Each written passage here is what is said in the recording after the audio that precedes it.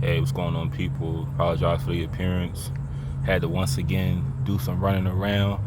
I didn't shower at work today, but I'm about to go inside the gym and get a little workout in. Cause I like to just be clean before I get in my car, cause I'm around all kinds of nasty shit. But I'm gonna clean this thing out this weekend. Now that I'm like touching yard, like people's garbage. Well, not people's garbage, but mostly like the leaves and the trees, all that stuff. I'm gonna start cleaning this car out every weekend, so I don't catch anything. I had to rush over to the hotel again because I didn't get a call. I didn't get a call today, but I went over there to see, like, hey, did everything come back fine? Did the background check come back fine? And they were like, yeah, you start on Friday, because the thing was they were busy with orientation. He didn't have time to call nobody. Knowing that I want the job, I'm gonna make it my business to get in contact with you, so I know everything is all right. Because let me tell you this: the lotion factory that I have not yet quit at, they actually think I have COVID. So I told them on Friday wasn't feeling good. I went to the job on last Friday to work, the one I'm at now. Then on Monday, I told them, still not feeling good, don't want to spread anything. Um, the driver heard me. The driver, so here's the thing. I made that call on Monday. On Tuesday, I told them that I can't taste anything. That's what I remember when I called COVID. I couldn't taste anything. I think I may have COVID. That's what I'm telling them over the phone. The driver heard me on the phone, because you don't have to talk to them like directly. You just have to leave a message. So they called my phone. Man, I get off the truck, I call, and as I'm talking to her, this fucking customer is literally like trying to get my attention, and I just kind of shoo her away, like bitch, don't you see me on the phone? But then I apologize. I'm like, sorry about that. I was on the phone with my job. It was just a little misunderstanding about the rides we had to do. But in all actuality, I was on the phone with my other job. So I was on the phone with the job. I wasn't lying. I was on the phone with a job. It was just not the job that I'm working. So I don't want to be a real asshole, because here's the thing: when no job would really get back to me, they got back to me. So I don't want to be like a dick and be like, the whole time I was working this job, and that I was never sick. But I want to respectfully give them their badge back, and I want to just apologize. I mean, I hope, like, most likely they got somebody who can fill the role. I mean, they don't give a damn about me, but it's just the whole fact that, they were like there for me these past 7 months. They didn't fire me, but I, like I said, you know how many hours I worked today? I worked 10 hours today. I worked 10 hours today. I worked 10 yesterday, and I worked 11 on Monday. So 31. And here's the thing: it's not really my last day. Actually, I've been there for 3 days, and it was like, I guess because everybody else is working either tomorrow at the new place, or maybe they just know I haven't been hired yet. I don't know, but they asked me to come and just fill in for tomorrow. She also said, maybe because you're a good worker. I was like, well, that's true. I am. So tomorrow is my last day. And then I should get a call from him, but she definitely told me everything is fine. You should just come to the location on Friday. But I want to just get that call to confirm, because if he doesn't call me, that shows me that I'm just another face to him. But I did get it. I just have to show. I just have to come on Friday. I have to come on Friday, and it's at 5 o'clock, so I can't be late. It's a lot of opportunities with this job, because with this job, it can really change my life. I can go from making, so check this out. You make 22 after overtime. So you make, sit down again. You make 15 an hour, but 22 after overtime. On the fourth day, you're gonna go over 40 hours. So on day 5, that's when you hit $22 an hour. And that's where the money comes in. Now, me and the driver, we want to try to link up at the next place. So I work on Friday. I want to just tell them, hey, James is real cool. I wish I didn't give him his name because I like to. Let me just tell this, guys. People in my life, I don't like to give their name, their identity, their pictures. This is why I kind of slipped up and told y'all my mother's name, but I don't tell. I don't tell really the people in my life. I don't reveal their identities, or the people that were like in my life before. I don't tell. I don't show what they look like. I don't put them on blast like that. But anyway, I want to just ask if we could start working together because he was really cool. You know, we like I said, today I really feel like it's times when I enlighten him on things he didn't understand about. Like we were debating about vegetarianism. I gotta say that word so slow. And we were talking about people, carnivores, people that eat meat. And he was saying like, why did we have canines like teeth if we weren't supposed to eat meat? And I was telling him like, well, that's more of a culture thing than like a biological aspect. Is more of culture, the foods you eat. Because I was telling him that in the beginning stages of life, like when humanity first started, I'm pretty sure they didn't eat meat like we do now. They thrived off of plants. And we were talking about how,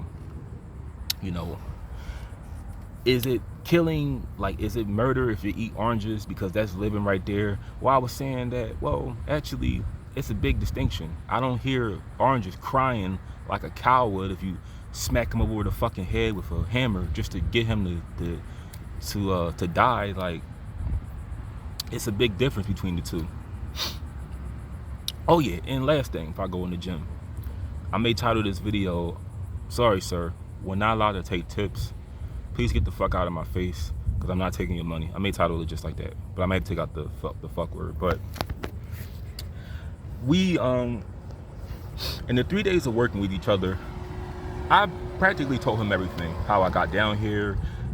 And like I told you, he really didn't care. Let me just say this, I didn't say nothing personal, but I told you, like my autism, that shit comes all out in my pores. It's something you can already pick up on when you talk to me. But I told him how I got down here. I told him the journey that I went through the past 2 years, everything I experienced. I told him everything.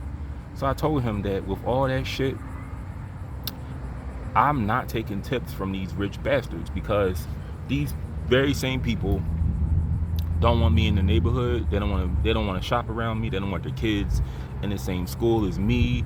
They don't want to do anything with me unless I am singing, dancing, entertaining. If I'm not running the ball downfield, dunking the basketball, standing on stage telling jokes, or rapping a lyric, they don't want nothing to do with me. So I told him that I feel so strongly about it, I'm not taking their money either. And he was saying, even if it was $1,000, because he said during holidays we get a lot of money in tips. And I said, bro, all money isn't good money, and you shouldn't take everything given to you. Everything given to you is not worth taking. Like a drug. Like I remember this movie, Meet the Browns. It was a drug dealer in the movie that was friends with, I think it was Calvin, that was his name in the movie. And Calvin's mother, Angela Bassett, played the character. She didn't want Calvin hanging around the drug dealer. So the drug dealer asked, did they want to ride? He said, we're perfectly fine walking. Thank you very much. So it's like everybody's everybody's money, everybody's possessions they offer you is not worth it. Like I said, the neighborhoods that I serve, their money means nothing to me. If they give, and I'm dead ass when I say this, I looked him in the face when I said this, so he knows I'm not lying. If they offered me $7,000, because he said I can make that much up in tips in a whole month. If they offered me 7 G's, I would turn that shit down. You know why I'll turn it down? And I may piss some people off, but oh well, because this is my channel. And I say what's on my mind. But let me tell you this, man.